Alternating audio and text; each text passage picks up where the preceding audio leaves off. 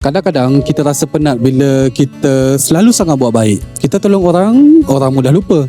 Kita mudahkan urusan orang, orang anggap benda tu biasa sahaja. Kita jaga hati orang, orang tak sedar pun. Lepas tu kita mula tanya diri sendiri, berbaloi ke aku buat baik selama ni? Tapi mungkin kita kena ingat satu benda. Buat baik bukan semata-mata sebab orang akan balas. Buat baik bukan sebab orang akan puji. Buat baik bukan sebab orang akan ingat sampai bila-bila. Kadang-kadang kita buat baik sebab itu mencerminkan siapa diri kita. Orang lain memang tak nampak, tapi Allah Subhanahu Wa Taala nampak. Orang lain tak hargai, tapi Allah tahu. Orang lain tak balas, tapi Allah boleh gantikan dengan cara yang kita tak sangka. Cuma dalam buat baik ni, kita pun kena jaga hati. Kalau kita mampu, kita bantu. Kalau kita ada ruang, kita mudahkan. Kalau kita boleh bahagiakan orang, kita buatlah. Tapi jangan buat baik sambil kita simpan kita punya marah.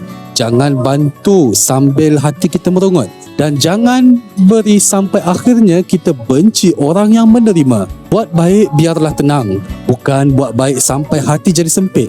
Sebab kebaikan yang paling indah ialah kebaikan yang lahir daripada hati yang lapang. Dan kadang-kadang kebaikan kecil yang kita buat itu, kita sendiri tak tahu kesannya apa. Mungkin senyuman kita pada hari ini buat seseorang rasa dihargai.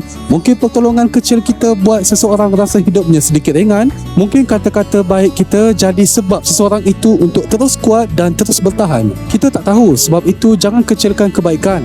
Walaupun orang tak sebut terima kasih kepada kita, walaupun orang anggap biasa, teruskan berbuat baik. Bukan kerana manusia sempurna menghargai, tapi kerana kita tidak mahu dunia ini hilang orang-orang yang masih mahu menyebarkan kebaikan. Kalau awak pernah buat baik diam-diam, kemudian Allah Subhanahu Wa Taala akan balas dengan cara yang awak tak sangka. Cuba ceritakan pengalaman awak di ruangan komen. Mungkin cerita awak boleh jadi semangat untuk orang lain terus berbuat baik.